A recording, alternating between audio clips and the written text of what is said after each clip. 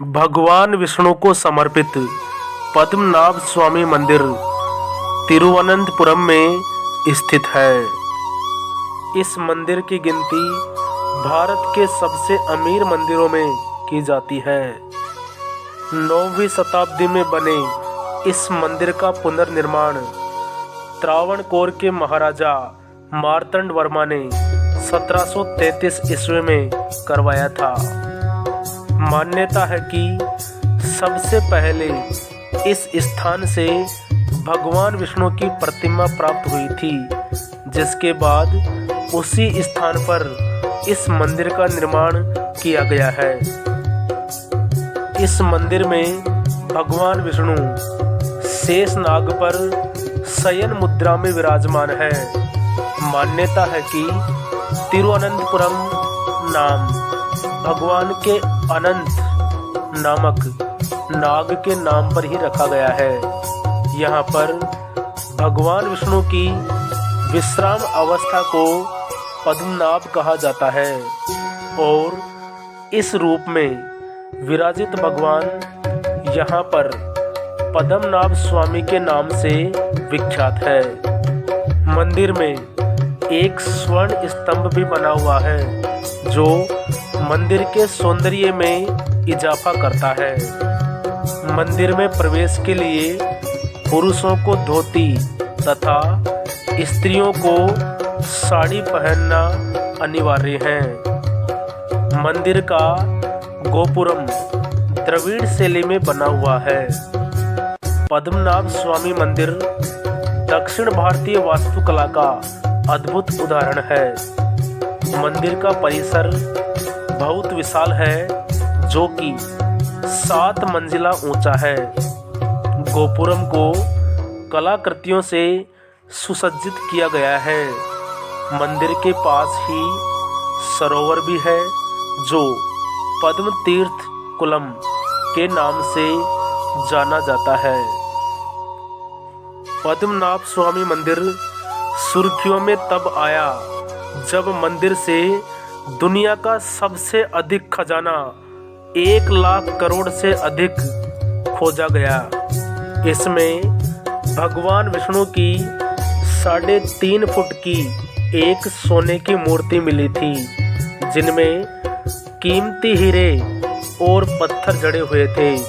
वहीं 18 फुट लंबी सोने की चेन भी मिली थी। साथ ही काफी मात्रा में हीरे और कीमती स्टोन प्राप्त हुए थे। जैसे ही 7वें दरवाजे यानी वोल्ट बी के पास पहुंचे तो दरवाजे पर बने कोबरा सांप के चित्र को देखकर काम को रोक दिया गया।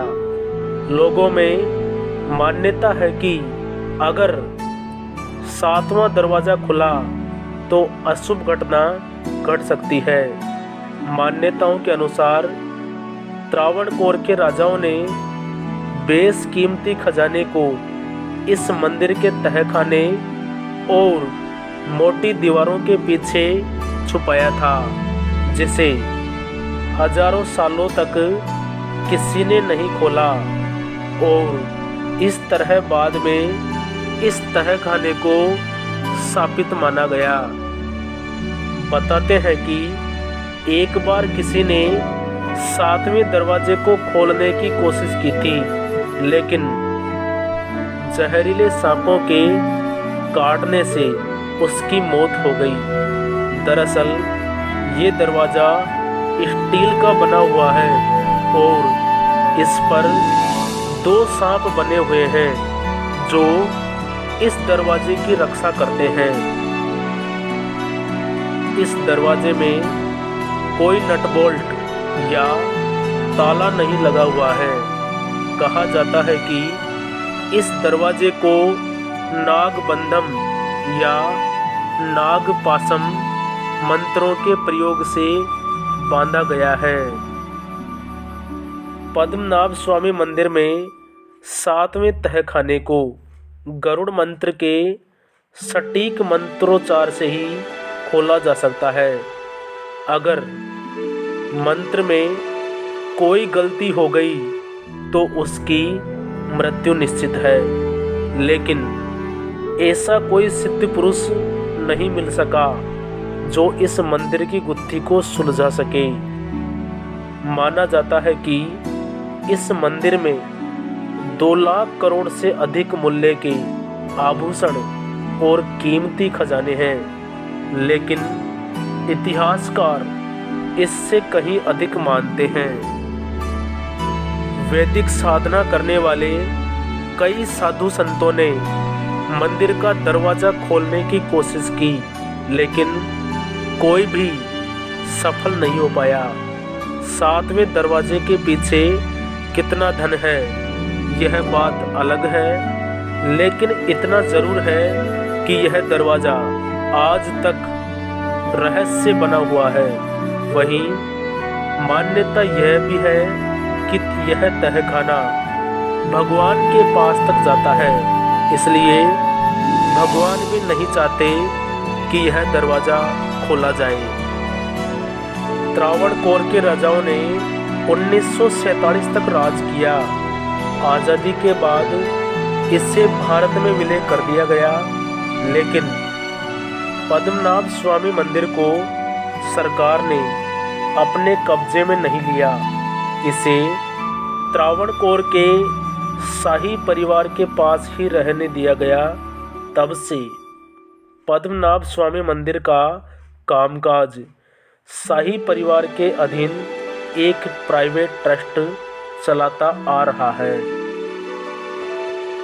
17 जुलाई 2011 में पहले 5 कक्षों को खोलने के बाद ही टीपी सुंदरराजन यानी वे शख्स जिन्होंने इन दरवाज़ों को खुलवाने के लिए अदालत में याचिका दी थी, पहले वे बीमार पड़े और फिर उनकी मौत हो गई। अगले ही महीने मंदिर प्रशासन ने यह चेतावनी जारी कर दी कि यदि किसी ने भी उस अंतिम कक्ष को खुलवाने के लिए या खोलने की कोशिश की तो अंजाम बहुत बुरा होगा। सबसे बड़ा सवाल यही है कि चैम्बर बी के दरवाजे के पीछे आखिर क्या रखा है? अपार सोना, कोई खतरनाक हथियार, या कि प्राचीन भारत में कोई ऐसी टेक्नोलॉजी का राज छुपा है जिसे जानकर दुनिया हैरान रह सकती हो, या वहां से कोई ऐसा रास्ता हो जो पाताल लोक तक जाता हो।